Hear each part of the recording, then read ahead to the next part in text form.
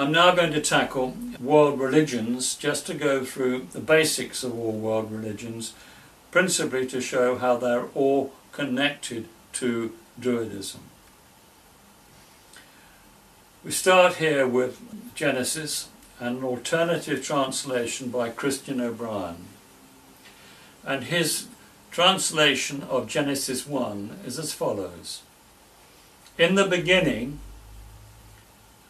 the Elohim created the heavens and earth. Now, the word Elohim, which is the word for God used in the Bible, is a plural word, and it should be translated as the shining ones.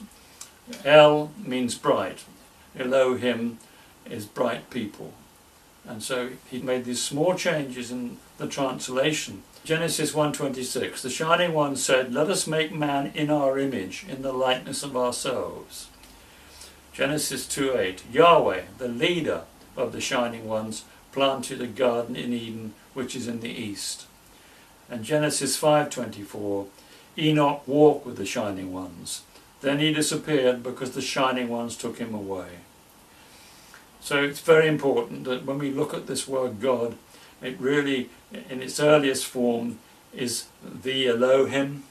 There's an explanation of that in the St. James's Bible, saying we know it's a plural word, but it's God's majesty is plural. The Old Testament does not tell us specifically who or what these shining ones were, but fortunately the ancient Sumerian records do, and also certain alternative Hebrew documents which are not well understood by biblical scholars. We're going to go into the O'Brien work, which explains and gives us all these wonderful records about the greatest story ever told, about who we are, where we came from, and who our gods were, and what they've done for us, and how benevolent they were. Here is the Sumerian account in the beginning, and this is an extract, archaic cuneiform, from the Karsag epics featured in the Genius of the Few by Christian and Barbara Joy O'Brien. And you've got two signs here. One on the left is Gar, which means an irrigated enclosure or garden. All these sounds continue right the way through to today, so Gar meant garden, enclosure, something to do with garden. And then you've got Sag, which means head, and that originally would have been a picture of a garden with three channels to irrigate it with, so that's why it's an irrigated garden, and the Sag would have looked just like a man's head, which was the simple form of picture writing. In the beginning, this is O'Brien, the settlement of the Anunnaki, they call the Anunnaki, which is the same as the Shining Ones, and Anunnaki means the people of the god An. The settlement of the Anunnaki was indicated by the ideograms, which had a phonetic value of Garsag or Karsag, and appear to mean either the principal fenced enclosure or the lofty fenced enclosure. Possibly both translations are valid. The Anunnaki were the Sumerian equivalents of the biblical angels. Only after they disappeared from the Middle Eastern scene were they worshipped in the religious sense, and they were then so enveloped in supernatural trappings that their intrinsic advanced and benevolent characteristics were swamped in a morass of pseudo-religious adulation. Christian O'Brien, CBE, in the Genius of the Few and the Shining Ones. Now the gods chose the Bekaa Valley between the snow-capped mountains of Lebanon, close to Mount Hermon, on a south-facing slope, where there was a good supply of snowmelt water, fertile soil, and an ideal location for irrigation agriculture on a lake bed which they had drained.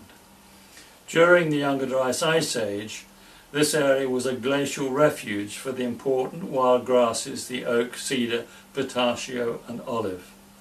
They chose the perfect site for the restart of agriculture at the beginning of the Holocene in 9400 BC. This is when the planet, which had 40% was frozen, began to melt rapidly and warm up. We get a confirmation from these early records that there always was one God. It's a very important aspect of our history. We're told that we have the one God. There was always one God, and that one God's name was An. And confirmation from the earliest records and oral traditions that religion was based on the one God whose name was An. That's chapter 1, God's Credentials by Philip Blair. The idea that it was all terrible, there were many gods, etc. is nonsense. Another terrible Christian misrepresentation of the truth. This is another Sumerian tablet from the Nippur collection, Man's Golden Age. It's one of the unpublished pieces belonging to the Sumerian epic poem whose hero Enmerkar ruled in the city of Erech sometime during the 4th millennium BC. The passage enclosed by the black line describes the blissful and unrivaled state of man in an era of universal peace, before he'd learned to know fear and before the confusion of tongues. Its contents, reminiscent of Genesis 11:1, read as follows from Sumerian mythology by Samuel Noah Kramer. In those days there was no snake, there was no scorpion, there was no hyena, there was no lion, there was no wild dog, no wolf. There was no fear, no terror, man had no rival. In those days the land of Shuba, which is the east, a place of plenty, of righteous decrees, Harmony tongue, Suma, south, the great land of the decrees of princeship, of Uri, north, the land having all that is needful, the land of Martu, the west, resting in security, the whole universe, the people in unis, the Enel in one tongue gave praise. In the Louvre Museum we have a wonderful stele which is massive, it's much taller than me, and it's a king being presented with the measuring rod and standard unit, which is a standard unit of measurement, and a roll of measuring tape by Sharmesh, the lawgiver of the Shining Ones. And Thorkild Jackson translated the opening words on this law stele as the edicts of An and Enlil. And An and Enlil were the two key people leading the group that restarted civilization. The Lord of the Rings is depicted here as astronomer Sharmesh on top of a diorite stele inscribed with the law codes attributed to King Hammurabi. As one of the Shining Ones, otherwise known as the Elohim, Genii, Abkalu or gods, Sharmesh is passing the ring and the rod, key symbols of authority or rule, to the Mesopotamian king. And the date they've given here is about 1792 BC. It may be, in fact, much earlier, but that is, needs to be investigated. Originally the ring consisted of a rolled surveyor's tape, and the rod was the standard unit of measurement used across the world from as early as 9,500 BC at Jericho to the main structures around about 700 AD. As a tenant of the gods, Hammurabi was in fact reaffirming the original common law edicts of An and Enlil. Steles were placed in public places declaring the primary legal basis for human rights, eventually adopted in the Hebraic codes. Now these laws came through to the laws of Melutius and King Alfred, right the way through to our own laws. And this is where it started, and it goes right back to the benevolent gods and their law code. Here we have an image of the measuring rod and tape, a little more detail. That's a subject in itself, of the standard units of measurement, because that enables us to follow the path of the Shining Ones for 9,000 years, and we can check their standard units of measurements in all the buildings they constructed. And on the right is a round tablet, which is the form of tablet used for putting the dimensions of fields, and that is the measurements of 11 fields. And that is in the one of the important museums in Germany. And this is Confucius's quote about this time: "When the great Tao prevailed, the whole world was one community. men of talent and virtue were chosen to lead the people. Their words were sincere and they cultivated harmony. This was called the Age of Universality. Confucius. The lady Ninkar-sag is the goddess of irrigation. This is a wonderful image which is hopefully still intact in the Aleppo Museum and was found in the city of Mari. And Mari was one of the great cities on the Euphrates. And this is a statue of the lady Ninkar-sag. She's called Mama in Akkadian, in the guise of the goddess of irrigation, found at Mari on the upper Euphrates in Syria, on display in the Aleppo Museum. And she says here, this is one of the Karsag tablets, the crucial Karsag tablets, which O'Brien translated. With this settlement will come prosperity. An enclosed reservoir, a water trap, should be established. The good land is full of water. Because of the water, food will be plentiful. Karsag translates as head, sag, enclosure, kar, and represents the location of a Sumerian creation story, the location of a Sumerian creation story, which suggests a restart of civilization around about 9,350 BC, following global catastrophe, at the Karsag, which is the Garden of Eden site in southern Lebanon. Now, Mari is also found in India. She changes into Kali, Ka, Kotoliku, and by the time we get to Mexico, she is a great big stone figure with snakes all over her, and people are having their hearts cut out in her name.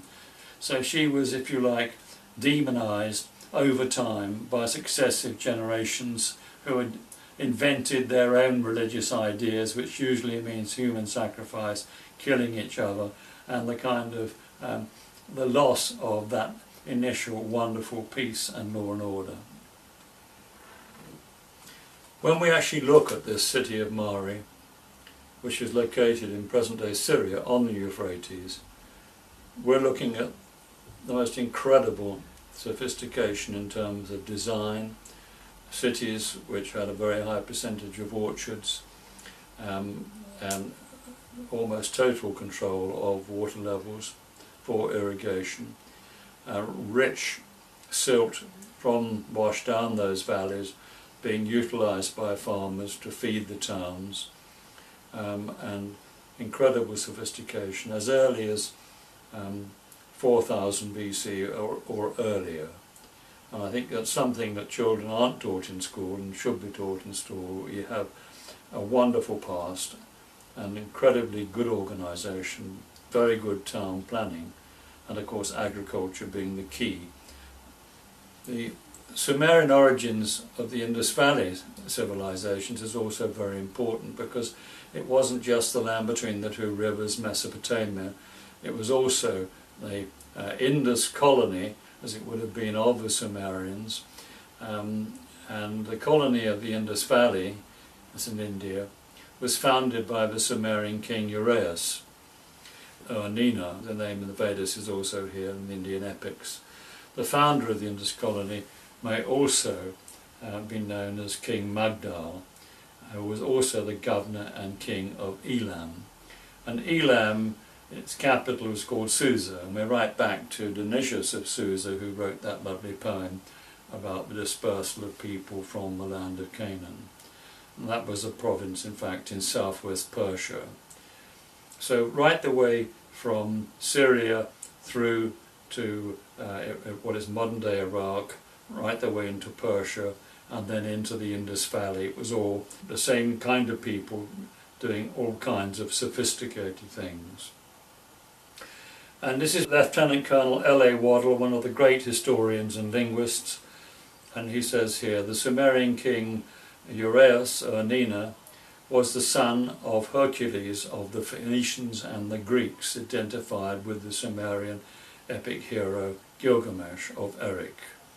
Gilgamesh, or Gizax, being king and some priest of Bel, Endura or Indura, by the Hittites around 3150 BC. the Hittites were in Syria. Here is a town on the River Indus. Can't quite see it here, but we're going to look at the river in a minute. Well, this is Dolavira town and its citadel in about 2400. It may be older than that, it may go back to 3000, 3200. But this is at a time when the Thar Desert, which is the Indian desert, was beginning to dry out, along with the Arabian desert and the Sahara desert.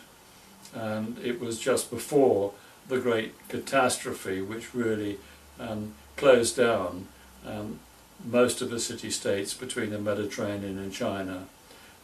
The forecasted catastrophe of cometary debris arrived in 2345, and that was a critical date for everything changing. The monsoons, winds moving south, and our history books having to be rewritten, and the loss of a great civilization which had sorted out most of the problems of organizing life peacefully and successfully. Here is the same town, and you'll see what they did as they were running short of water. They diverted the River Indus around the town, feeding water into great big storage tanks, and that enabled them to have irrigation water for the whole year. Khorshabad was near Nineveh in Iraq, and the throne room was decorated with reliefs of the gods, which are now in the British Museum. Now, if you go to the Assyrian room in the British Museum, you'll see figures of the archangels and angels and watchers, or they're also called the ancient masters.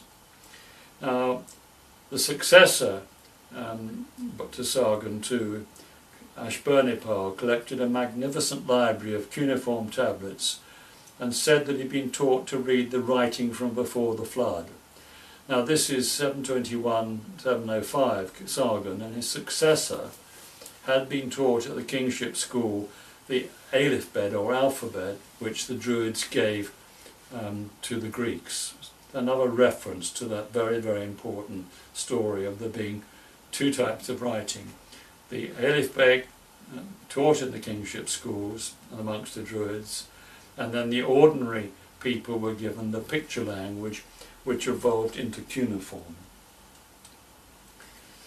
Here is one of the images from the British Museum Assyrian Gallery, and it's one of the shining ones, or Elohim, or Abkalu means bright farmer, from the enclosure, from the principal room of the Khorshabad Palace of Sargon II, 720 BC. And Genesis 1:25, the Hebron translation, God made every kind of wild beast, every cattle, every kind of reptile. God saw that it was good. And the proper modern critical interpretation of the earliest Hebrew text and an alternative Genesis, the Elohim busied themselves with, cared for, all kinds of wildlife on the land and all kinds of domesticated animals which were plentiful on the ground. The Elohim took delight in them all. This specific interpretational analysis is summarized as follows by the Hebraians in 1997. The Elohim were creating domesticated animals and utilizing wild animals, caring for them and tending them as all good farmers do. This is Lao Tzu in China on the ancient masters, and he's talking ancient masters are the Elohim, the shining ones, and he's writing this in 550 BC.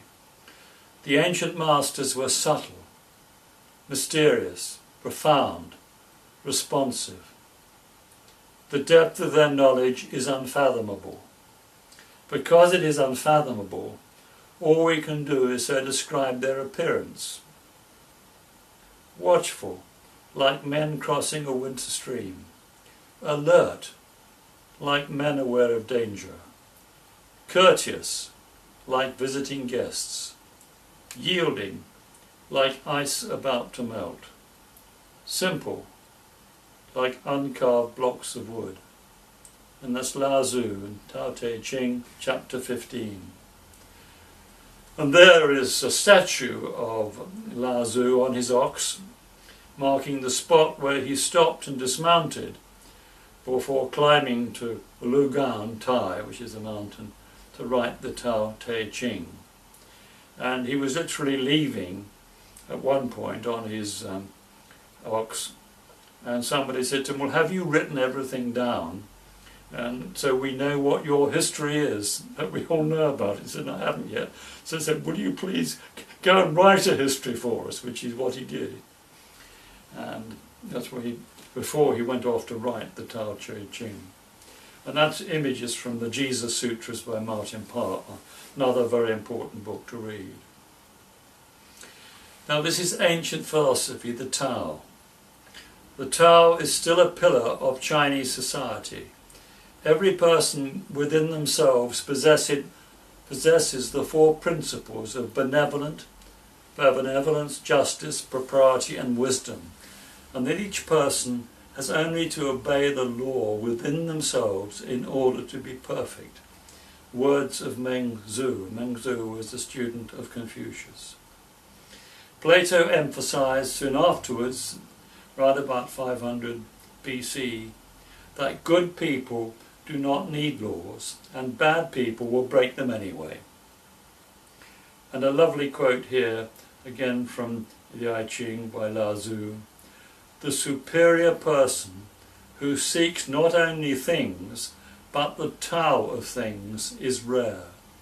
The Tao of the universe is indeed kindness and wisdom, but essentially Tao is also beyond kindness and wisdom."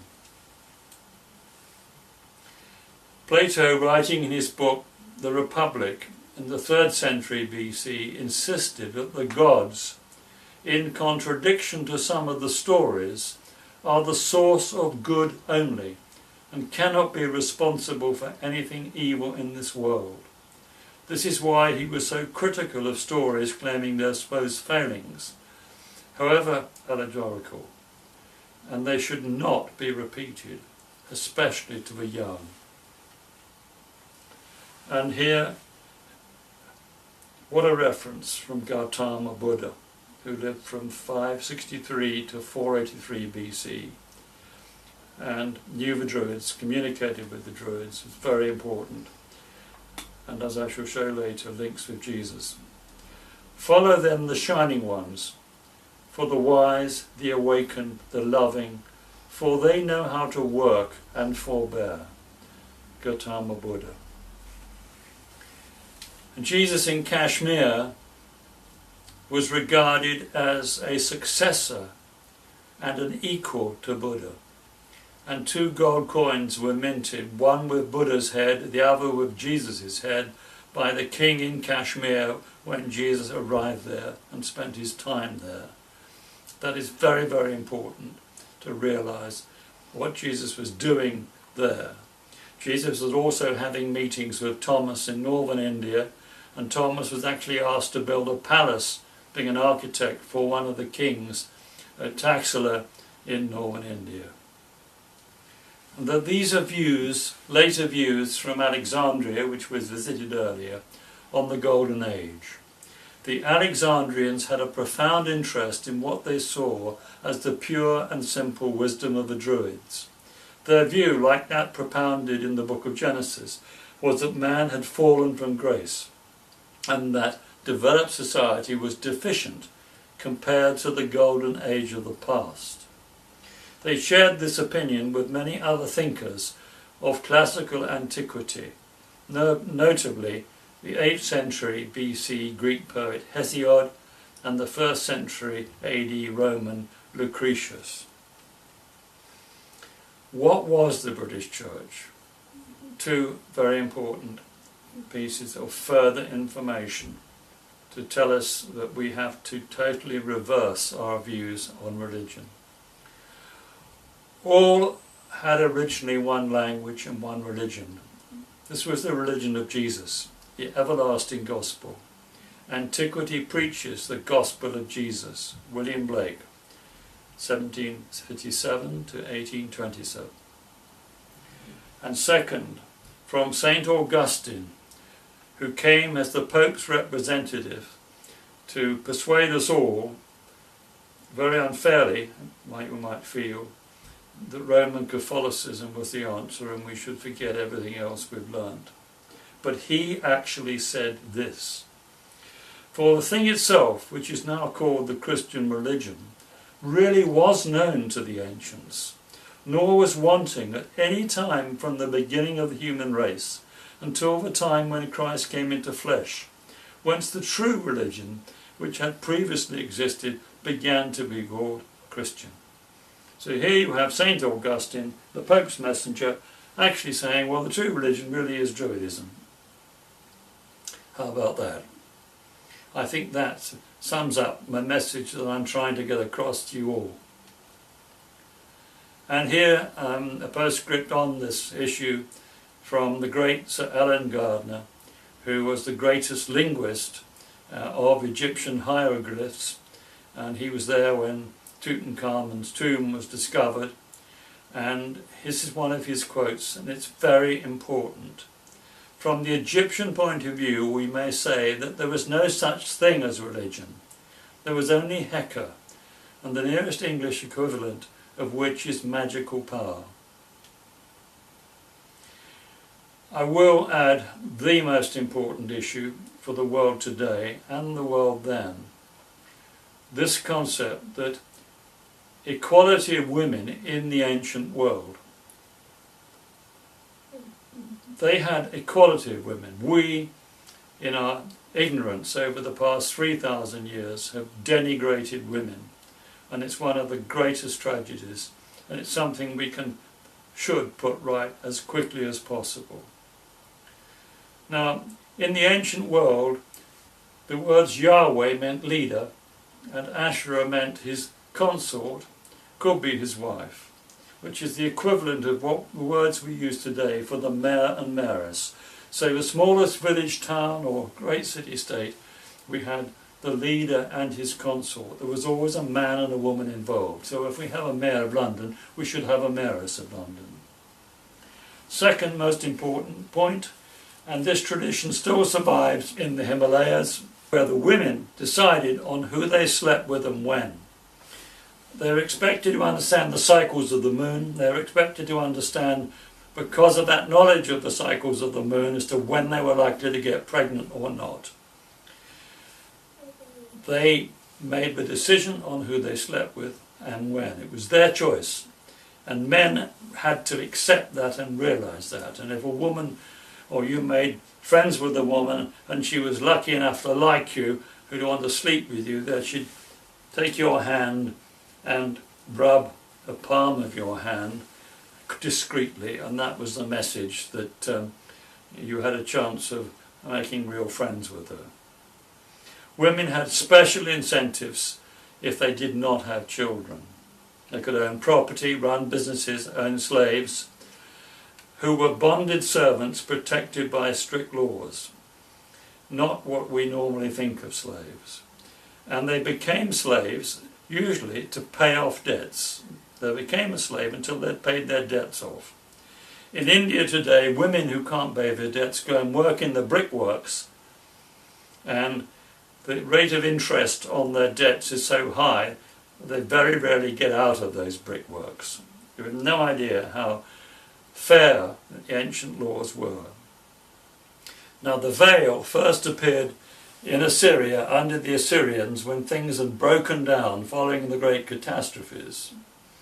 And interestingly, in the 1930s, Shah Reza, the father of the Shah we most know in Persia, which is of course Iran, lifted the veil. And I have a wonderful image in one of my previous presentations of women dressed in Western dress and wearing lovely hats and all sorts of things, celebrating the fact that their leader had said they didn't have to wear a burqa or a veil. Very interesting point about history.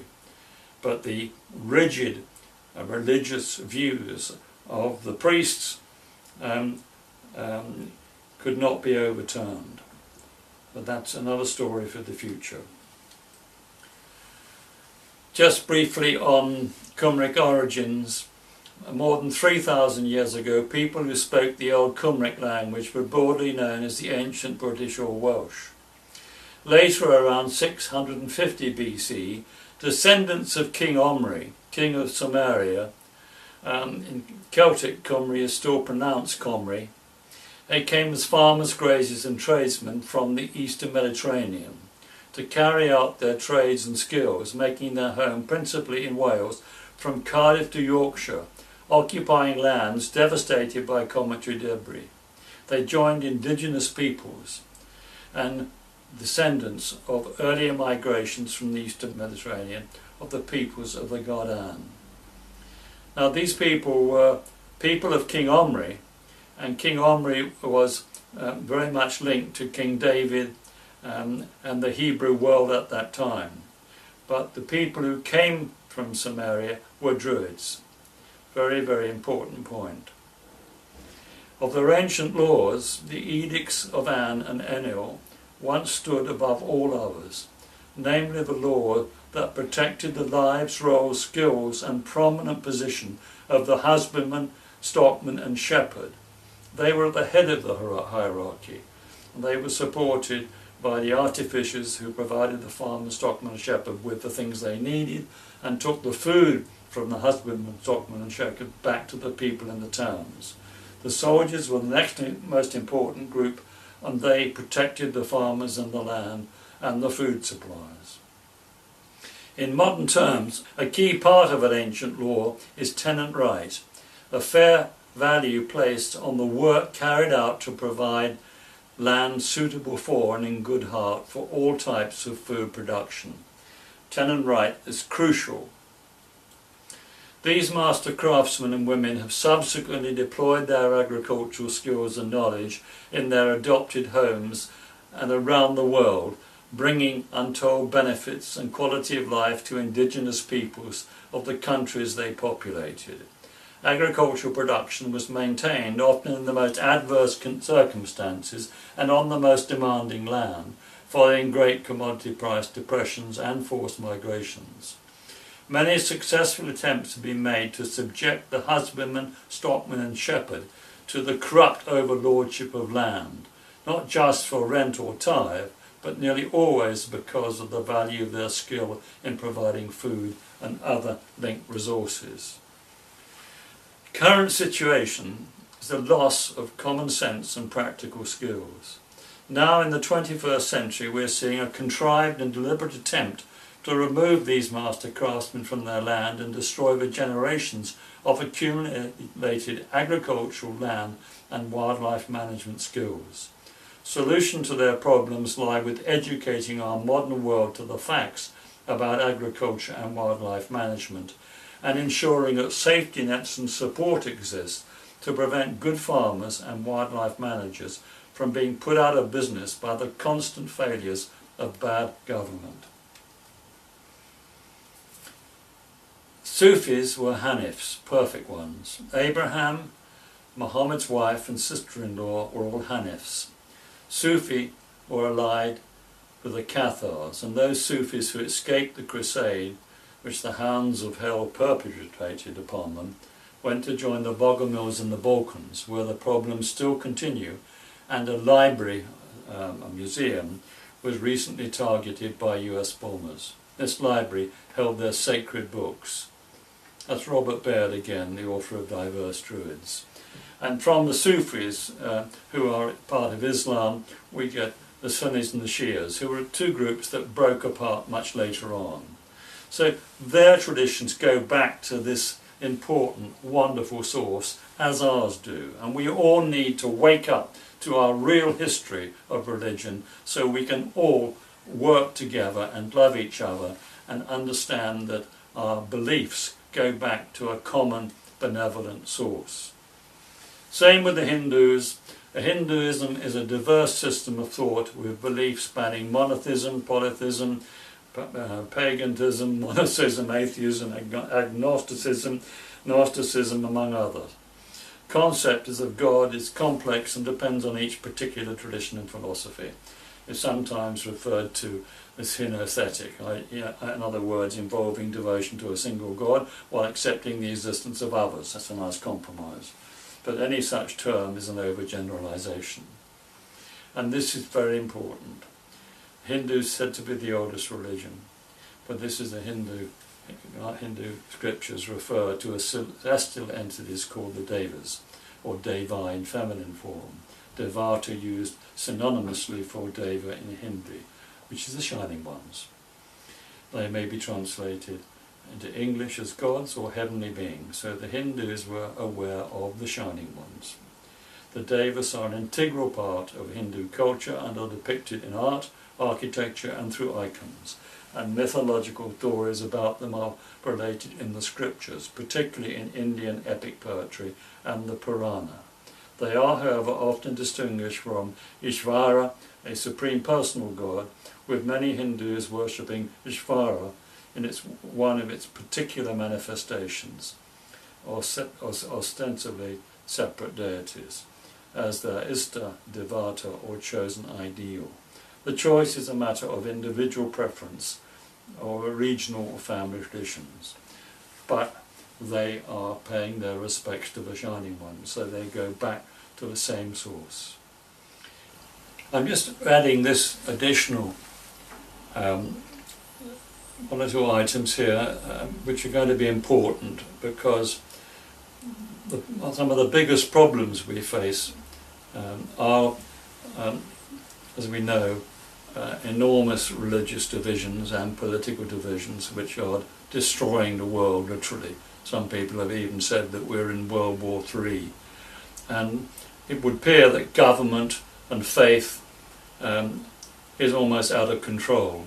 And we need to be able to speak to people and persuade people that we all really believe in the same kind of things, and we've got to get back to the source of that material so that we can actually learn how to cope with the problems we've got today. And that means coping with bankruptcy, debt, the fact that we have 350 million unemployed Muslims, and the impact that's having in the Muslim world as well as many other countries in the world. Hindu belief in the soul. Most Hindus believe that the spirit or soul, the true self of every person, called the Atman, is eternal. According to the monistic and pantheistic theologies of Hinduism, such as Advaita Vedanta school, this Atman is ultimately indistinct from Brahman, the Supreme Spirit. Hence these schools are called non-dualist. The goal for life, according to the Advaita school, is to realize that one's Atman is identical to Brahman, the Supreme Soul. The Upanishads state that whoever becomes fully aware of the Atman as the innermost core of one's own self realizes an identity with Brahman and thereby reaches moksha, liberation or freedom.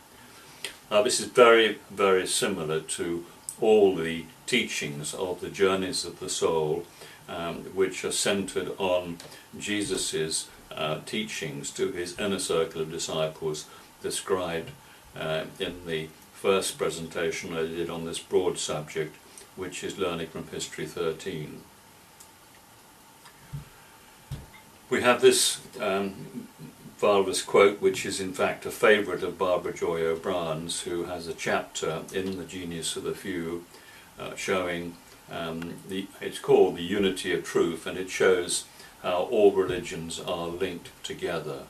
And this is the quotation: "We have endowed him with sight and hearing, and be he thankful or oblivious to our favours, we have shown him the right path."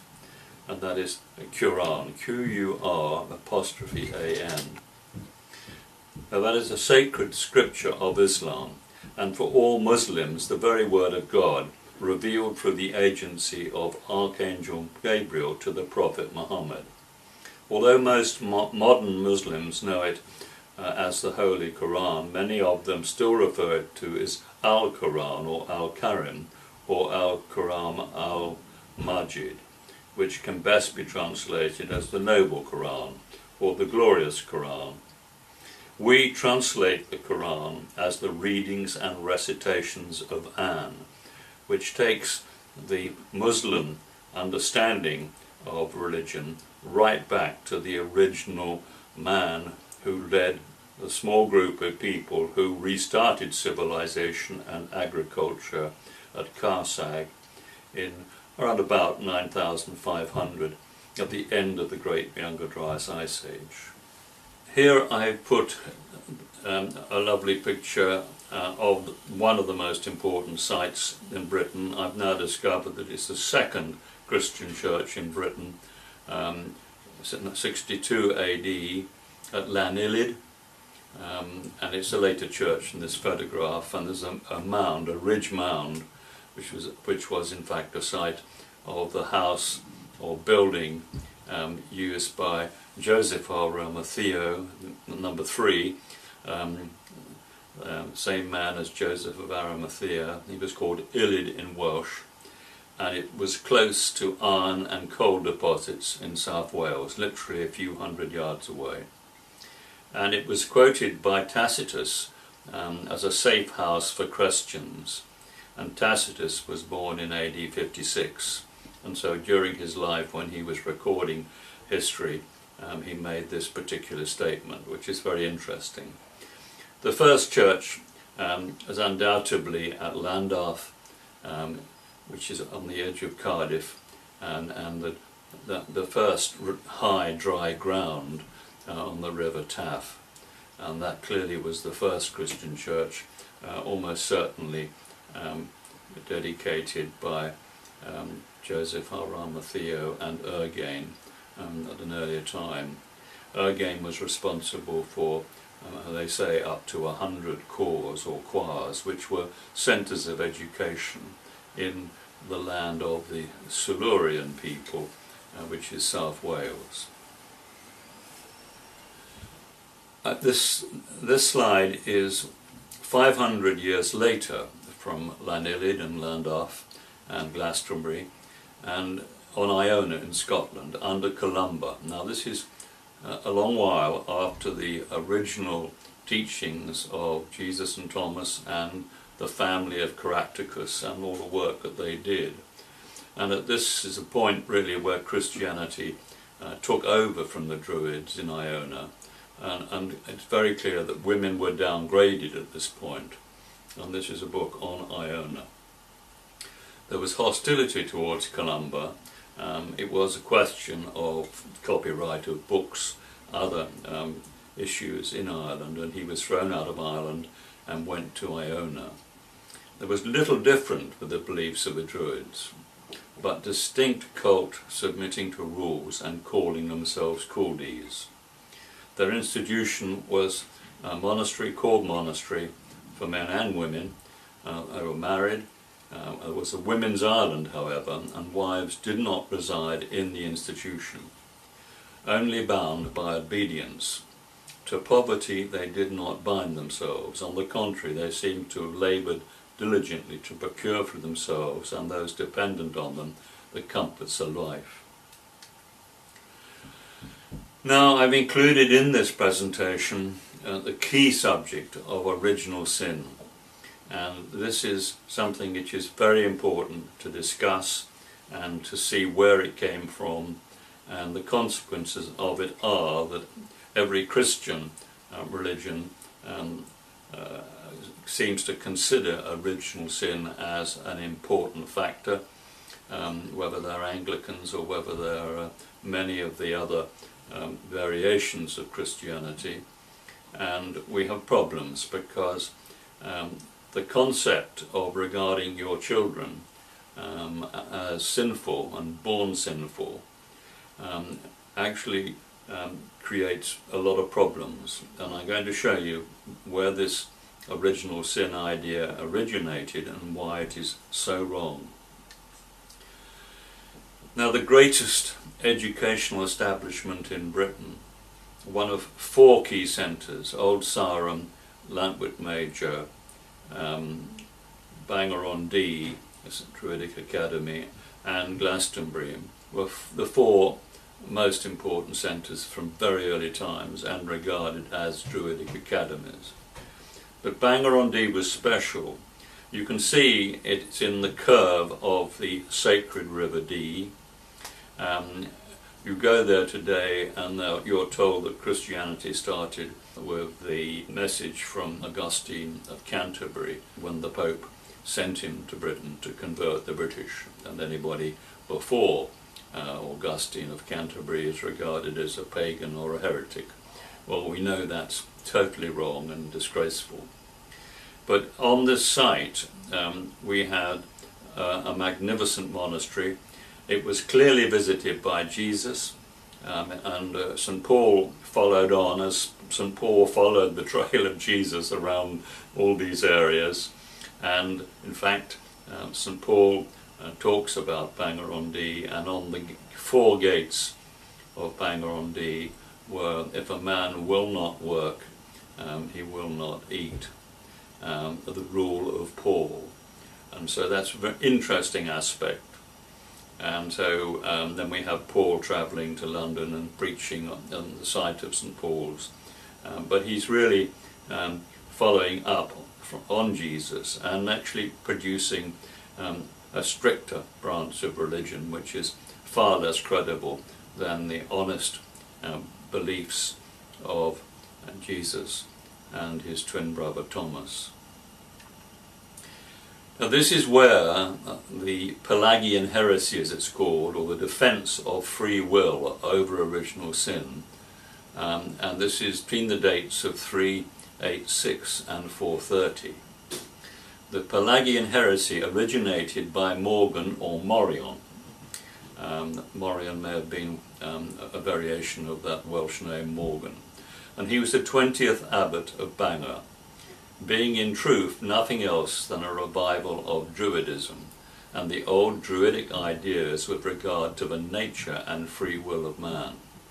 Because of his principles and hostility towards them from those more closely linked to the new religion in Rome, he resigned from Bangor and was sent by a synod at Winchester, and he went abroad to take on these issues direct with the church authorities in Rome, as well in North Africa and Jerusalem, finally returning to die in his native land after the most eloquent, exemplary, authoritative attempt to preserve the principle of free will, man's primary requirement.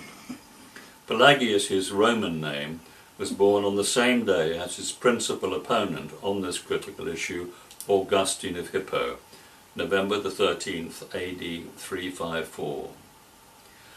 Augustine of Hippo successfully promoted the Catholic principle of original sin and divine grace over free will. He was killed, in fact, by Arian Christian vandals in North Africa. And Arian Christians were the version of Christianity which Jesus and Thomas had followed. It's very important to remember that Pelagius spoke fluent Greek, was a wonderful advocate, and the most educated man we had in Britain at that time. It is also memorable that when Pelagius, 20th abbot of Bangor, on receiving an admonition from the bishops of Gaul and Italy, the Bishop of Rome included, on the latitudinarian nature of his principles, he returned it with the observation, otherwise he was pretty upset with us being told what to do by Rome. Sounds familiar, doesn't it? Told what to do by the EU. And he returned with the quote, "Sola in Britannia Ecclesia Britannica Jude." Only in Britain is the British Church judged. He was accompanied on this journey by Coelestius, who we now find represented both Ireland and southern Scotland on the same issue. So we have clearly British unity on the concept of free will over original sin.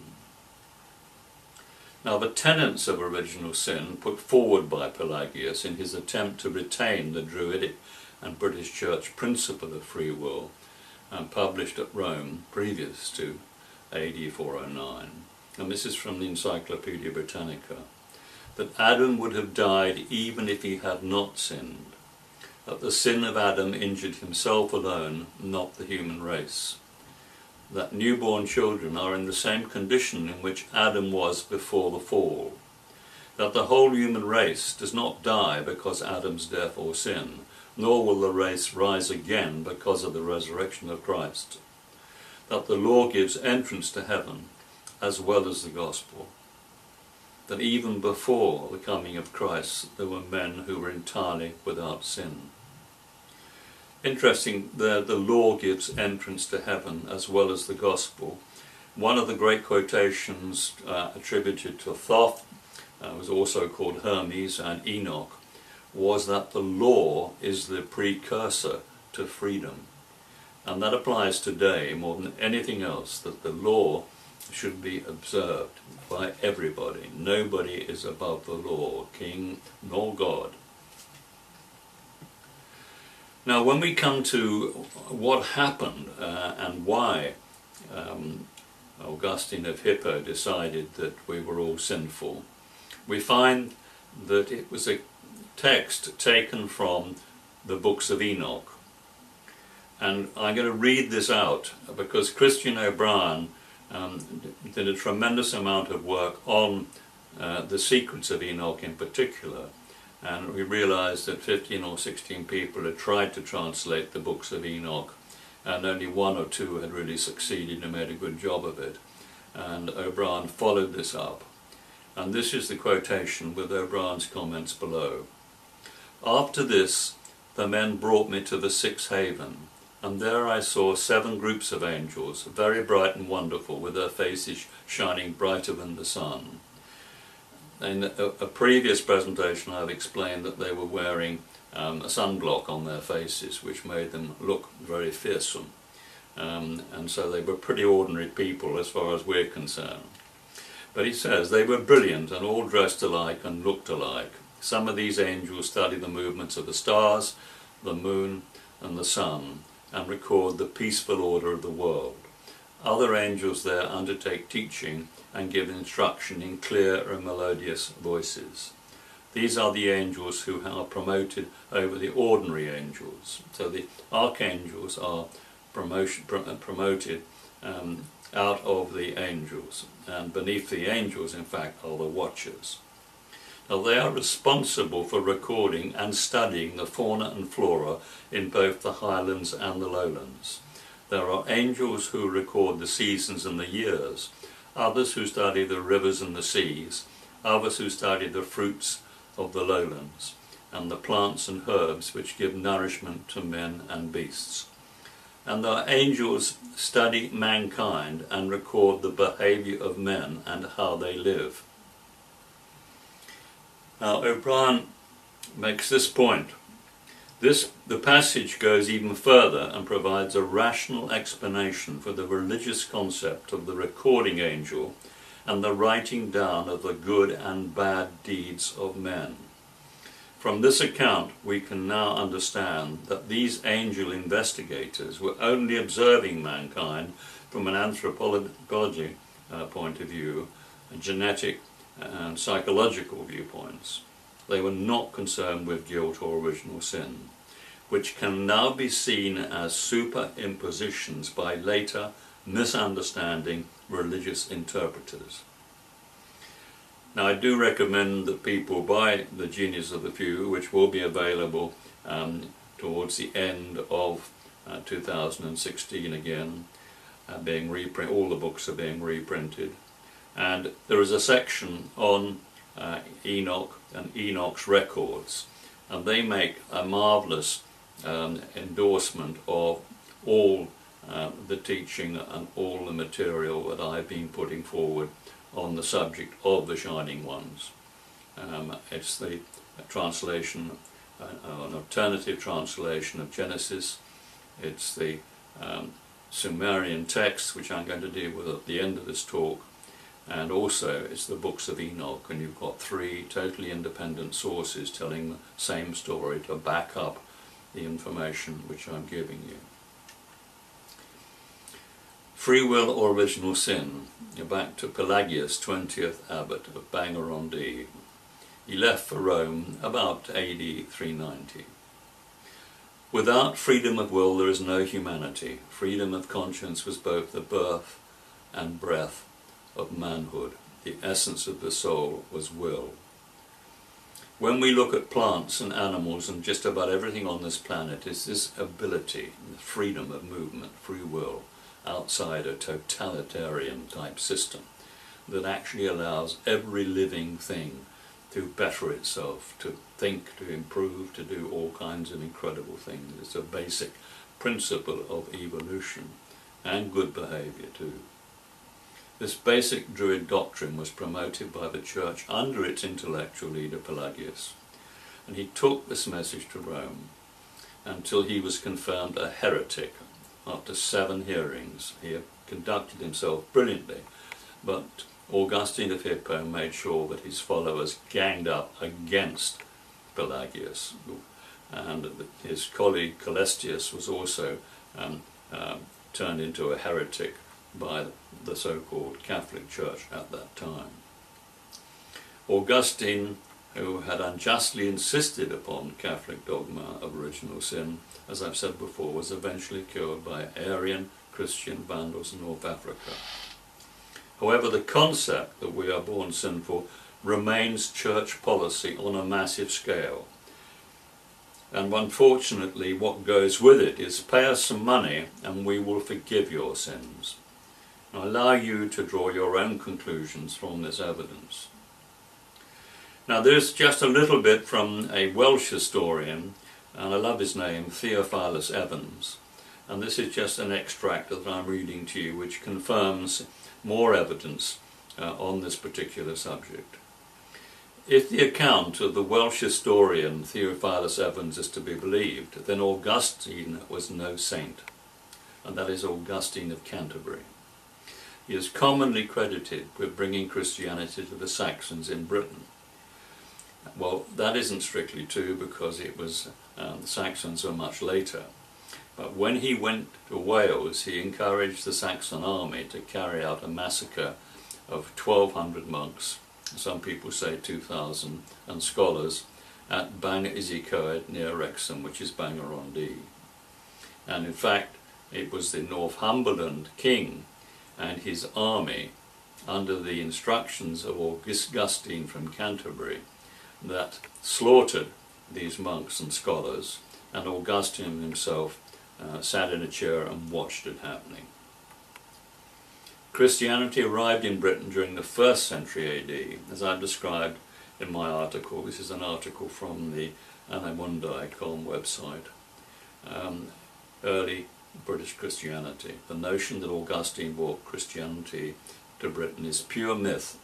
He came here as a representative of the Pope and persuaded the Saxon kings to submit to Rome. There were mass baptisms all over the country as the Saxon people followed the example of their leaders. Then in 601 he went to Wales expecting the same success, but was disappointed.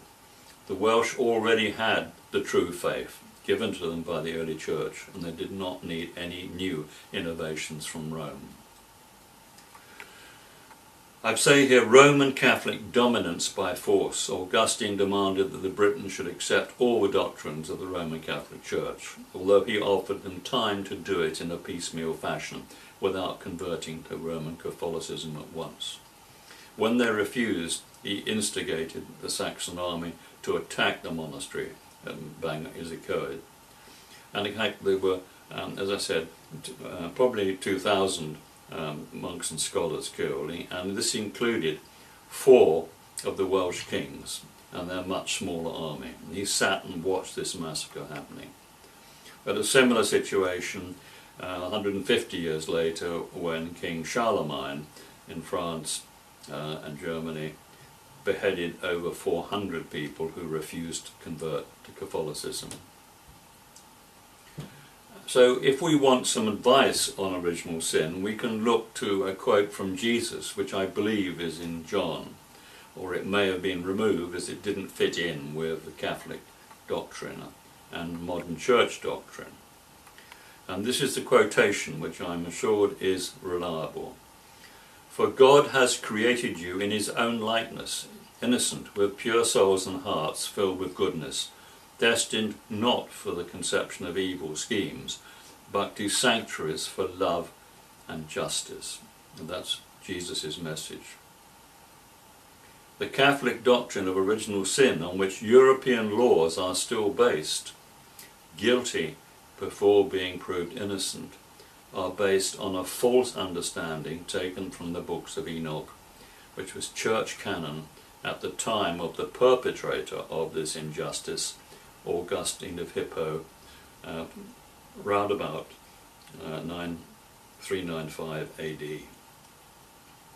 I'm just going to give you a little overview on Christianity. Rome was not the founding seat of the Christian faith. The movement began in Britain, notably at Glastonbury, some while before St. Paul went to Rome. Emperor Constantine proclaimed Christianity as the state religion of Rome because he had been born, raised and lived until his imperial appointment as a Christian in York. Just before his death he received an Arian Christian bishop, the style of Christianity that he encountered in Britain. And interestingly, at the Council of Nicaea, the main protagonist or promoter of Christianity was said to have been a man called Chrestus in Rome in 49 AD. And Chrestus was a Latin name for King of Kings, and so that, in fact, was Jesus, well after the crucifixion. He didn't die on the cross.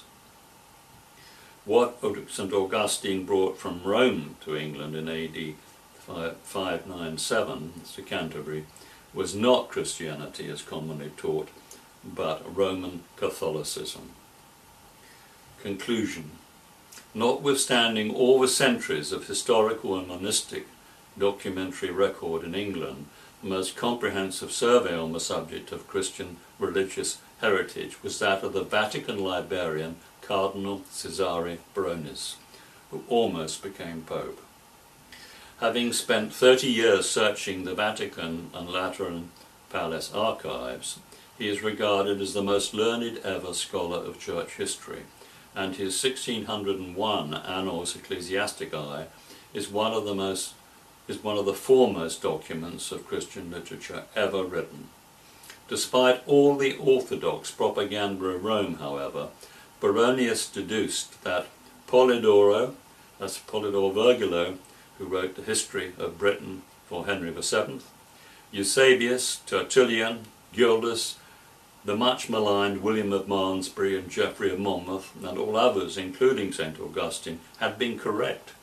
Rome was not the founding city of Christianity. The first beginnings of Christian piety existed in Britain, and its birthplace from AD 35 was Glastonbury. There shouldn't be any more argument on this subject, and that, of course, is some of the marvellous work carried out by Lawrence Gardner.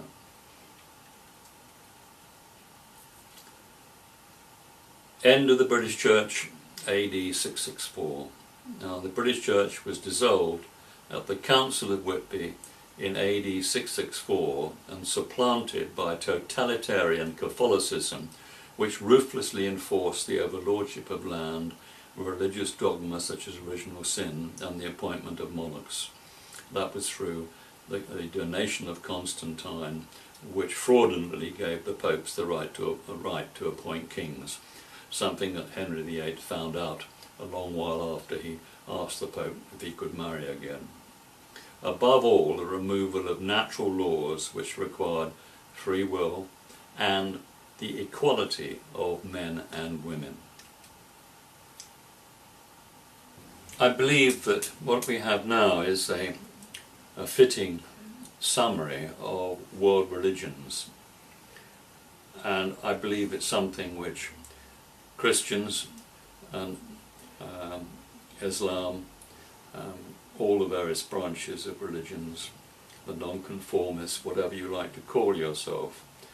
And it's this message: neither Jesus nor Muhammad wanted a new religion.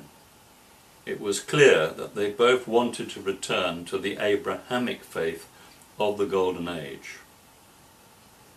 A grave is reserved beside Muhammad in Mecca for Jesus on his death after the prophecy of his second coming. Abraham was a Hanif, perfect one, very similar to the Sufis, very similar to the Druids, and knew who the gods were, their laws, and their importance to civilized living.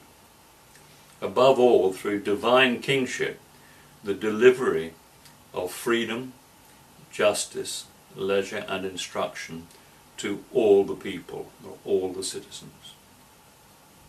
Both Jesus and Confucius taught that we should do unto others as we would have them do unto us, summed up in one word, reciprocity.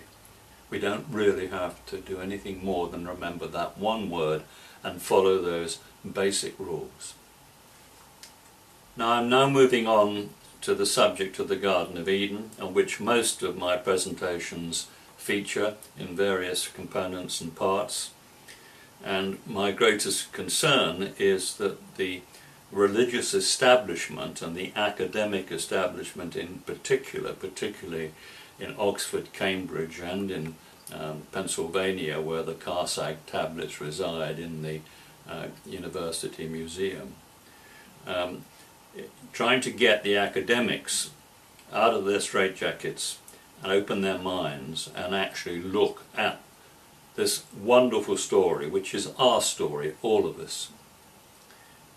It's perhaps the greatest story never told, and we should know, because it's one way in which we can influence all the groups on the planet who are spending so much time and energy disagreeing with and fighting one another. So just look now at some of these basic factors, and also look at what the academics have done with this material and the reasons why. Now we're talking here of the Levantine corridor hypothesis of O'Brien, which he'd worked out clearly in 1984. And it was this: the gods chose the Bekaa Valley between the snow-capped mountains of Lebanon close to Mount Hermon on a south-facing slope, where there was a good supply of snow-melt water, fertile soil, and an ideal location for irrigation agriculture on a lake bed which they had drained. During the Great Younger Dryas Ice Age, this area was a glacial refuge for important wild grasses, something like 90% of them, the oak, cedar, pistachio and olive. They actually chose a perfect site for the restart of agriculture at the beginning of the Holocene, or wholly recent period of time, round about 9,400 BC.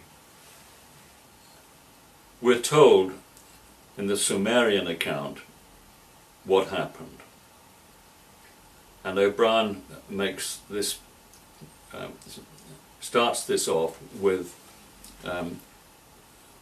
the extracts of archaic cuneiform from the Karsag epics featured in the Genius of the Few by Christian Abarbage Abraham. We have two symbols here, and they are what we call cuneiform, and I'm going to show you how that evolved and the problems of translating it. Now, words were comprised of wedge-shaped lines written on reeds, and each had a phonetic sound with a meaning. And the one on the left is gar or kar, very similar to the word garden, and we've had recent research in the last few weeks, in fact, where if you go all over the planet, the sounds we make for all the different words are surprisingly similar. In other words, we can tell the story of going back to one original source with all the speech on the planet.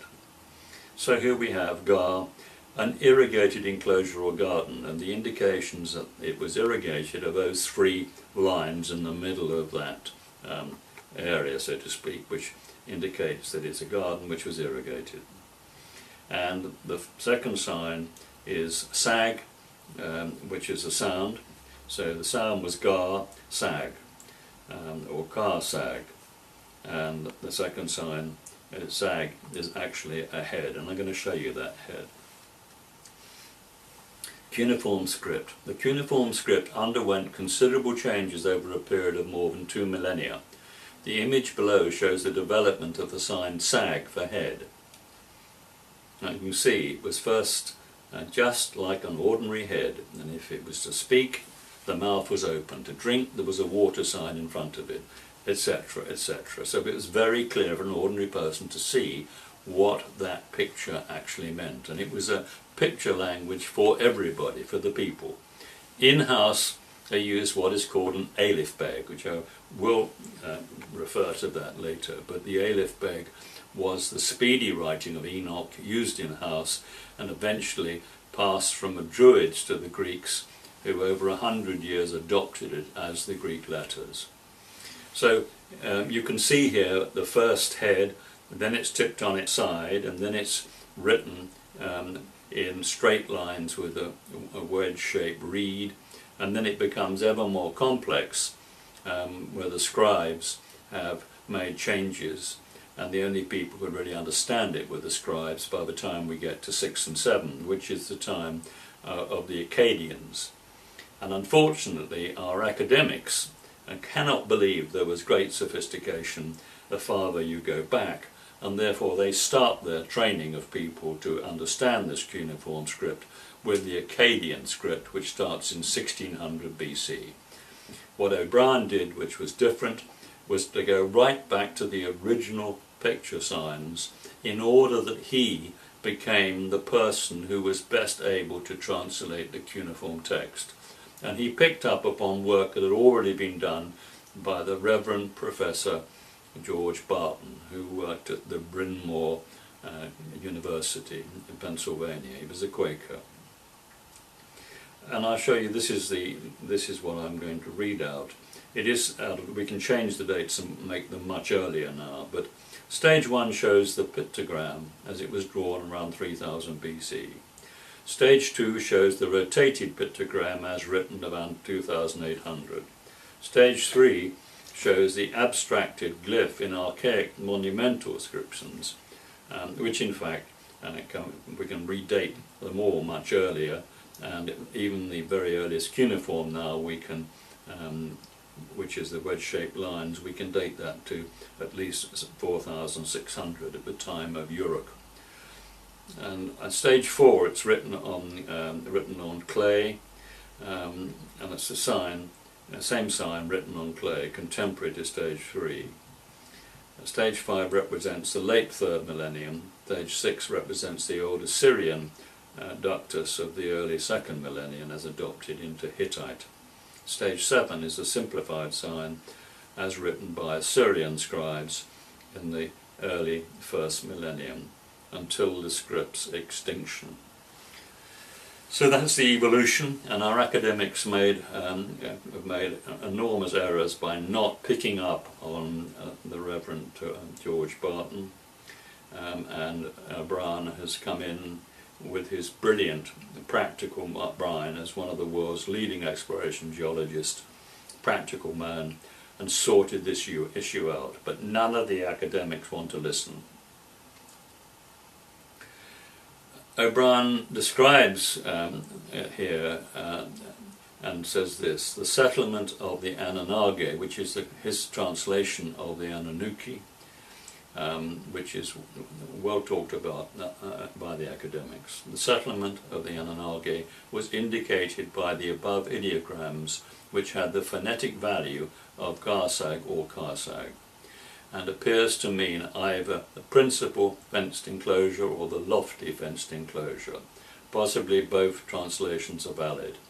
The Anunnaki were the Sumerian equivalents of the biblical angels, only after they had disappeared from the Middle Eastern scene where they worshipped in a religious sense, and they were then so enveloped in supernatural trappings that their intrinsic, advanced and benevolent characteristics were swamped into a morass of pseudo-religious adulation.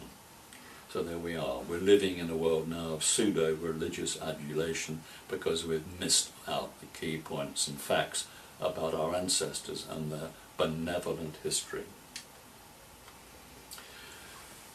O'Brien looked for this site, having looked at the books of Enoch and done an alternative translation of the Genesis text, which is on the Golden Age Project website. He produced this map here, which is from a French Ordnance Survey map, which is the environs of the Rishaya Basin. And that's page 314 of the Genius of the Few. And Mount Hermon is that bottom of the ground there, about 9,600 feet high. It's actually known as the Mountain of the Chief and Snowy Mountain in the Arab world. And Hermon is cognate with Haran, which means sacred. And the dots on this particular diagram are the havens below left, and they're recorded in the Chronicles of Enoch, which describe in detail Enoch's journey to meet the great Lord. This is chapter 4 of the Genius of the Few. So we have a detailed observation and wonderful account by Enoch of what he saw, which included the reservoir, included the great house, and meeting the great Lord. And he was first of all terrified because they were very tall and had this sunblock on their faces, so they did shine with reflective power. But they said, "Come on, Enoch, we'll take off your clothes and give you a good wash down," which they did, and anoint you with the oil. And he came out saying, "I look just like one of them, and all my fear and trembling left me." So you have here, A is the key lake bed, which was drained for the cereal crops and most of the important things that needed irrigation. And as we found later, where the water table could be controlled, which is a crucial aspect of farming. You have a northern basin, and you have the 3 other basins which could have been possible sites, but for various reasons they were all excluded in O'Brien's studies. And I'm going to do a little more on this a little bit later. There's a blow-up, a French Ordnance Survey again with the features identified by Christian O'Brien, and we have a great house, we have a reservoir, which we've been to look at and see, and a great watercourse. And he's put where he thought things were, and that's pretty much right. The perpetual snow of Mount Hermon, as seen from Mount Bentor in Israel across the Bekaa Rift Valley. Mount Hermon was called Senia by the Amorites, Sorion by the Sidonians, Baal Hermon by the Canaanites, and also Mount Sion or Sion in the Bible. In Arabic, Mountain of the Chief. Highest point is 2,814 meters, and this is on the other side of the Bekaa Valley, which is the Rift Valley running between those 2 mountain ranges. Remaining cedar grove, well watered by snow melt water. Very, very important. That snow resides till midsummer and gives a constant supply of spring water, and so that's one of the reasons this was in the place, and one of the only places where they could have grown crops. And it also registered too as the fact that this is the headwaters of the Jordan Valley, and eventually the Jordan Valley goes down to Jericho, where you have a much warmer climate because it's 1,300 feet below sea level. And we're talking here about the Levantine corridor and why this was the most suitable place on the planet to restart agriculture and civilization after the great Younger Dryas Ice Age. And of course cedar trees get the snow melt, and they get the sun, and they get the protection here, and so it's always been the importance of Lebanon has been the cedar forests. Now this is in 2007 when Google first produced images from satellite, and I saw this and said, wow, there we are, there's our great watercourse. And that's proved to be true.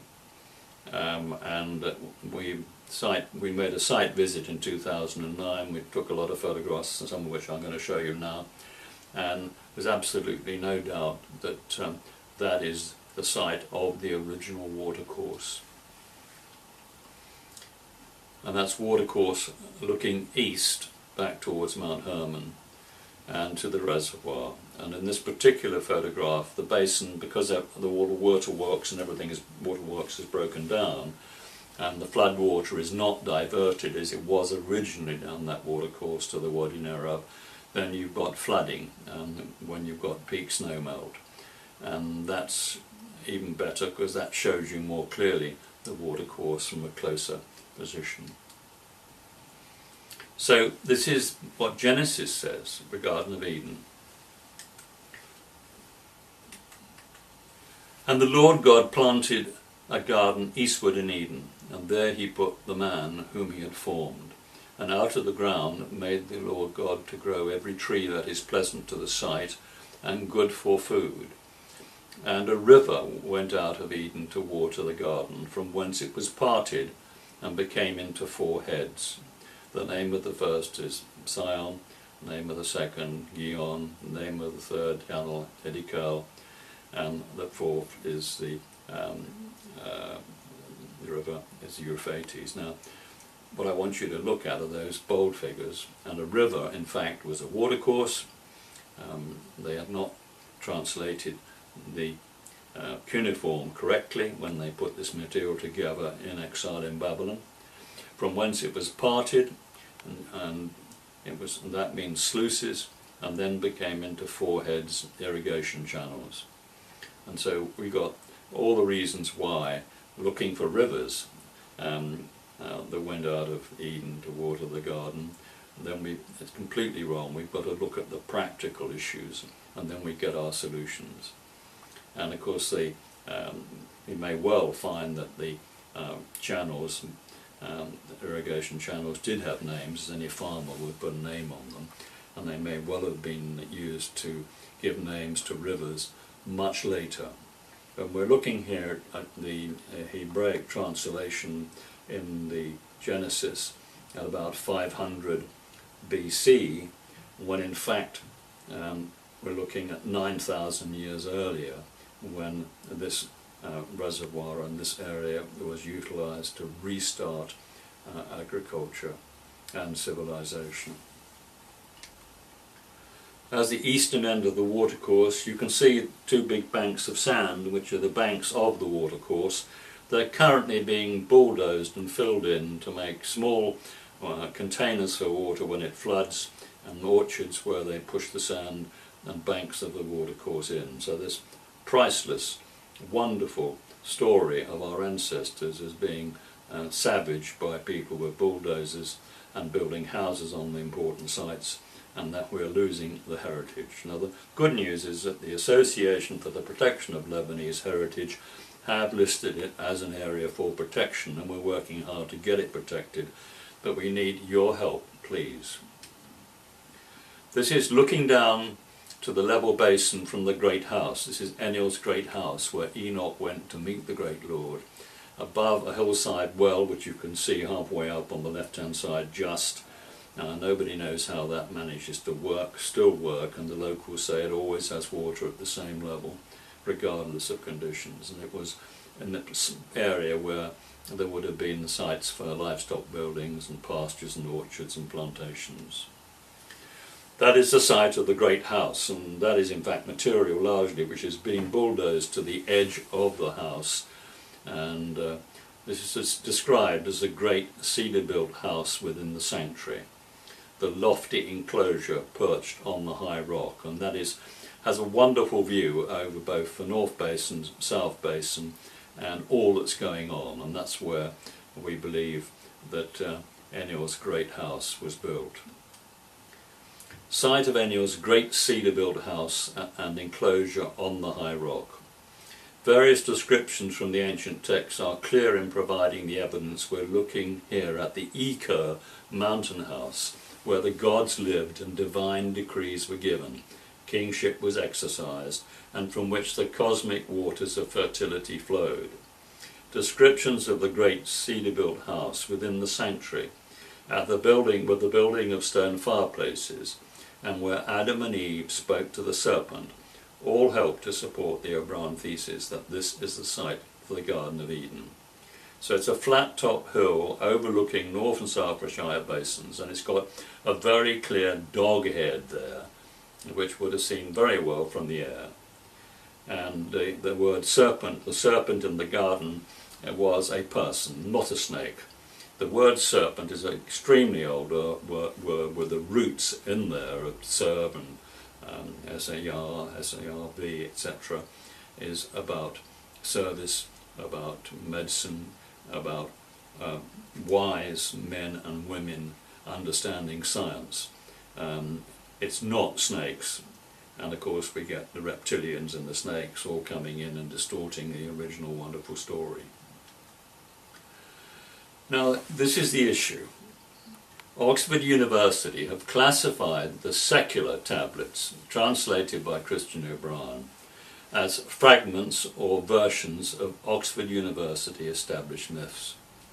In their most basic form, all clearly have descriptions of the creation of an irrigated garden or agricultural settlement at the head of the valleys, and not incantations and hymns, as suggested by even the Reverend Professor George Barton in 1918, who understood cuneiform better than anybody else and translated part of the text reasonably accurately and gave them the name of the Karsag tablets. Some people call them Hersag, but Hersag comes as a separate subject outside the work of Professor George Barton.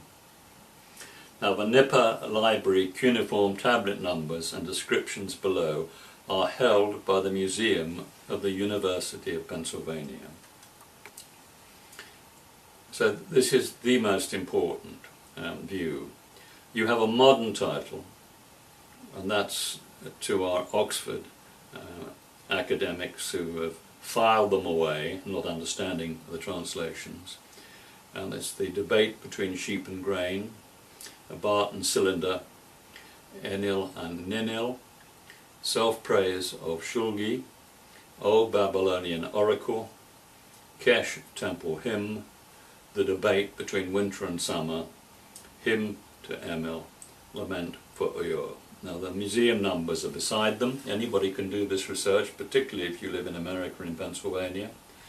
And I'm going to jump. Barton had the title as he was getting somewhere near it. He got first one, a creation myth, two, the oldest religious text from Babylonia, very important, the oldest religious text he regarded it. Enil and Ninil, well, they go all the way through, they're very clearly key people. A hymn to Dungi, an old Babylonian oracle, same as the modern title. Fragments of liturgy to Nimrod, a hymn to Ibi Sin, excerpt from exorcism, God knows how that got in there, a prayer to the city of Ur. That seems reasonable. But the O'Brien titles, properly translated, you have a very free-flowing and sensible approach, which first of all is the decision to settle, the arrival of the Anunnaki, the romance of Enil and Ninil, which doesn't take place on some kind of canal in Sumer, it takes place right here in Karsag. The planning, the cultivation, building of the settlement, the great house of Enil, a cold winter storm, a 1,000-year storm, and the final destruction of Karsag. And so you have, under the O'Brien titles, the realistic approach, and the academics have got gunged up, so to speak, and not understanding what this material is, and I've tried to explain the reasons for that. They start off learning about Akkadian, which is the wrong end of the stick. No hope of understanding cuneiform if you start with the most recent. Now Paul Bedson works for the Golden Age Project and with me, and he's done terrific work. He's been out there and surveyed the site with Carl Guilford. They've taken lots of photographs and looked at all the features and details, and both were totally convinced that O'Brien had got it spot on, because they could see on the ground what O'Brien was explaining from the records in the Bible, from Enoch and from the Sumerian records. And Paul Bedson has been doing a great deal of work on this subject, trying to get the academics to accept it, and feeding information to the Lebanese, who are being very helpful and naturally want to know much more about their own country. And this is Paul speaking. I did extensive work on Wikipedia with the Barton tablets. They aren't lost, just the content ignored. I created pages on every one. The problem is that the Barton tablets are now classified as fragments or versions of Oxford University established myths. Now, the importance of the establishment's myths, translated according to the religious bias standards by religiously biased institutions, has superseded the importance of differences in the tablets themselves. This is the problem with an academic establishment focused on categorizing and filing, rather than understanding the meaning of what they're categorizing and filing. The links to the pages about the tablets are below. When I wrote them, despite Wikipedia's encyclopedic requirements, I wanted to highlight their featuring Hersag, the Garden of the Gods, and any geographical or physical features of the location of the myths. Now, these are the references to Hersag or Karsag on Wikipedia. And the reason I'm going to relate each one of these is you will see that the so-called myths are describing all the things that we can see on that image of the basin. I read out the various features as we go through, and you'll see that the myths match the information that O'Brien provided. The only problem is we don't have any kind of willingness from the academic establishment to even talk about it. They dismissed it as myth, but we need for somebody sensible in the academic establishment to say, well, all these myths actually can be all placed in the Garden of Eden site below Mount Hermon. So I'm just going to go through them. You can do your own research on Wikipedia, and any contributions will be gratefully received. Now, Hersag is transcribed cuneiform, and whether it's Karsag or Hersag doesn't matter, but it's the same meaning. And it says here, is a Sumerian term variously translated as meaning mountain, hill, foothills, or Piedmont. Thorkild Jacobson, who is one of the great translators for whom I have tremendous respect, and he extrapolated the translation in his later career to mean literally head of the valleys, which is precisely what that area is, and I'm going to just show you that later. Mountains play a key role in Mesopotamian mythology, and the Assyrio-Babylonian religion, they didn't even have a religion, it's a very important point, but never mind, associated with deities such as Anu, Enlil, Enki and Ninkarsag. So we've got all the same names referred to in what is called Assyrio-Babylonian religion. Some scholars also identify Hersag with an undefined mountain range or strip of raised land outside the plain of Mesopotamia.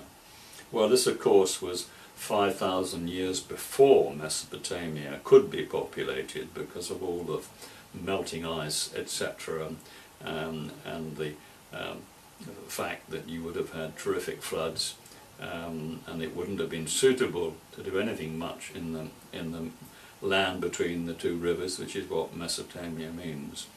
And so they're all looking in the wrong place, all believing the Garden of Eden was in the Mesopotamian plains, going down to the Gulf. Now this is the Ninurta myth. Lurgali describes the abundance of Hersag. In a myth variously entitled by Samuel Noah Kramer, another great man, as the deeds and exploits of Ninurta. Now Ninurta in fact was the daughter of Ninkarsag, Enlil's wife Ninil, and she became governor of the Garden of Eden, and therefore she became known not as Ninil but as Ninkarsag, governor of the Garden of Eden. Back to total equality of women again. And later Ninurta myth Lurgali by Thorkild Jacobson, Hersag is described as a mound of stones constructed by Ninurta after his defeat, well it was her defeat, of a demon called Asak. Well, they're so way out there it's ridiculous. And as I say, Ninurta's mother, Ninil, visits the location after his great victory. In return for her love and loyalty, Ninurta gives Ninil the Hersag as a gift. Well, that makes sense, doesn't it? You don't give somebody a pile of stones. Her name is consequently changed from Ninil to Ninhursag, or the mistress of Hersag. So you get part of the story. And of course, it's the fact that Ninil was made governor of the Garden of Eden and her name changed to Ninhursag. The Ninurta myth continued. The Hersag is described here in a clear cultural myth as a high wall, levee, dam or flood bank used to restrain the excess mountain waters and floods caused by the melting snow and spring rain. Exactly as I've described on that diagram of the Ordnance Survey map, etc., where there was a dam which Enoch talks about, and about 50 or 60 acres of a deep water reservoir. The Hersag is constructed with Ninurta's skills in irrigation, engineering, and employed to improve the agriculture of the surrounding lands, farms and gardens where the water had previously been wasted. So this is getting closer to what we're talking about, but I think anybody with common sense can see the direct links between the myths and the real thing. Now this is a debate between sheep and grain. This is what it's described as. Another Sumerian creation myth, the debate between sheep and grain, opens with a location, and its location is the hill of heaven and earth, and describes various agricultural developments in a pastoral setting. This is discussed by Edward Chiera as not a poetical name for the earth, but a dwelling place of the gods, situated at the point where the heavens rest upon the earth. And it is there that mankind had their first habitat, and there the Babylonian Garden of Eden is to be placed. The Sumerian word Eden means steppe or plain, so modern scholarship has abandoned the use of the phrase Babylonian Garden of Eden, and it has become clear the Garden of Eden was a later concept. Slightly confusing. This is a list of additional supporting ancient texts. In the Kesh temple hymn, and remember the word temple always meant tamon, it was an administrative building. We didn't have temples, even the Greeks' buildings were administrative buildings as such, and they were called tamons. In the Kesh temple hymn, the first recorded description, right about 2600 BC, of a domain of the gods is a garden. The four corners of heaven became green for Enlil, like a garden. In an earlier translation of this myth by George Aaron Barton, in Miscellaneous Babylonian Inscriptions, he considered it to read, "In Kersag, the garden of the gods were green." Getting close. And there's a hymn to Enlil. A hymn to Enlil praises the leader of the Sumerian pantheon in the following terms. You founded it in the Dur and Ki, in the middle of the four quarters of the earth. Its soil is the life of the land, and the life of all the foreign countries. Its brickwork is red gold, its foundation is lapis lazuli. You made it glisten on high. Little bits of clues there. Then we come to the Epic of Gilgamesh. The Epic of Gilgamesh describes Gilgamesh travelling to a wondrous garden of the gods that is the source of a river next to a mountain covered in cedars, and references a plant of life. In the myth, paradise is identified as the place where the deified Sumerian hero of the flood, or Zisudra, was taken by the gods to live forever. This is the story of eternal life. Once in the Garden of Gods, Gilgamesh finds all sorts of precious stones similar to Genesis. There was a garden of the gods. All round him stood bushes bearing gems, fruit of carnelian with vine hanging from it, beautiful to look at, lapis lazuli leaves hung thick with fruit, sweet to see, rare stones, agate, pearls from out of the sea. In other versions of the Epic of Gilgamesh, it's clearly the Garden of the Gods, and he speaks to the keeper at the gate. He is accompanied by Enkidu, and Enkidu kills the giant Hawawa, whose job is to look after the cedar forest for the gods. Several connections here, all very clear that they're looking at the Garden of the Gods close to Mount Hermon in this, what I call the Levantine corridor. Another myth is called the Song of the Hoe. Features Enlil creating mankind with a hoe, and Anunnaki spreading outward from the original Garden of the Gods. It also mentions the Absu being built in Eridu. So there are more important clues. The Absu is now defined as underground water, or God's garden, and that's exactly what we have in the lake below Mount Hermon. We have a water table which is controlled over an acreage of 1,200 acres. And the cylinder seal here shows a very tall man holding a plough, something as simple as a plough. Academics didn't even recognize that as a plough. And this is cylinder seal VA243, which resides in the Berlin Museum, Enlil holding the plough. First thing you have to do when you go farming is to plough the ground. And we're going to show you a plough now. And this is a Nippur tablet at the bottom, dated to 4000 BC. And you can see here they're pulling a cedar plough, and they've got a spout on there where one man is dropping the seed in precisely the right distance apart, depending on the crop they were growing, and the man holding the plough, with the oxen behaving beautifully, is able to control the depth at which that seed goes into the soil. That's precision seeding. We now have very expensive machines to do the same job. So they're still getting the precision with this system here. And in the cylinder seal you can see there are 3 people involved, one looking after the oxen, one putting the seed down the spout, and the other holding the plough. The cuneiform tablet of the Artaharis epic, and that's in the British Museum. Sumerian paradise is described as a garden in the myth of Artaharis, where the lower-ranked deities, the Igi, are put to work digging a watercourse by the more senior deities, the Anunnaki. When the gods, like man, bore the labour, carried the load, the gods' load was great, the toil grievous, the trouble excessive. The great Anunnaki, the 7, these were the 7 archangels, were making the Igi undertake the toil.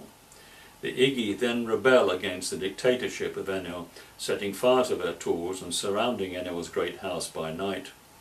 On hearing that toil on the irrigation channel is the reason for the disquiet, the Anunnaki council decide to create man to carry out agricultural labour.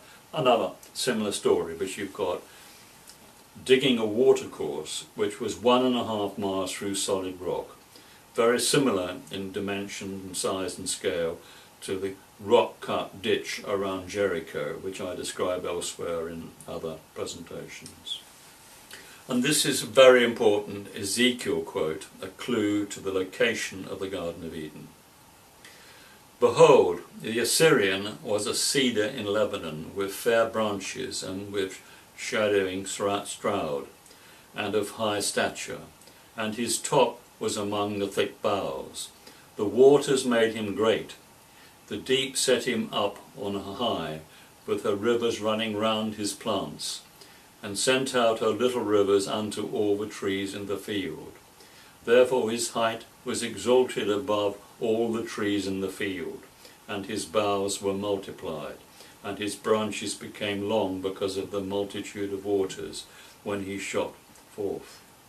All the fowls of heaven made their nest in his boughs, and under his branches did all the beasts of the field bring forth their young, and under his shadow dwelt all great nations.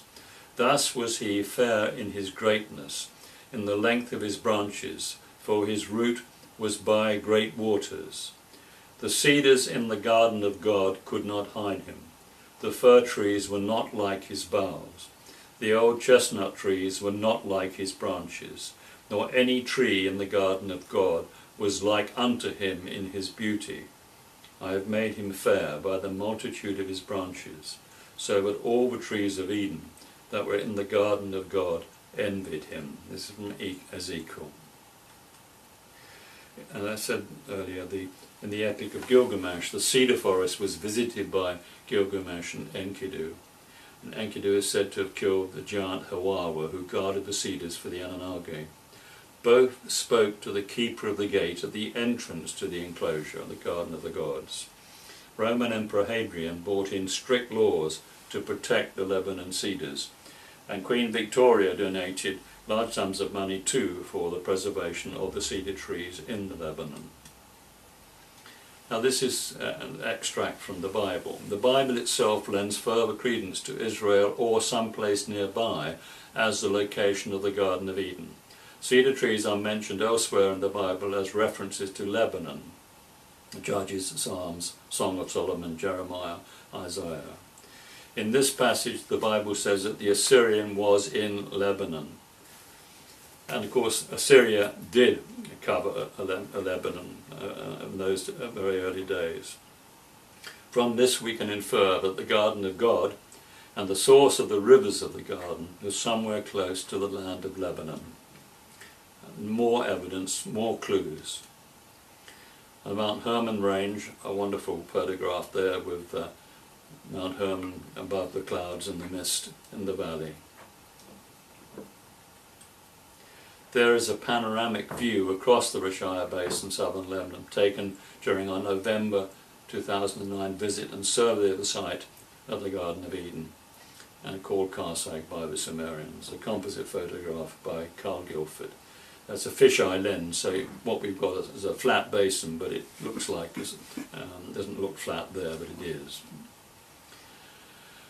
Very important point on the clues as to where we now are at establishing a scientific evidence. This is an extract from the impact of radiocarbon dating of Old World archaeology, past achievements and future.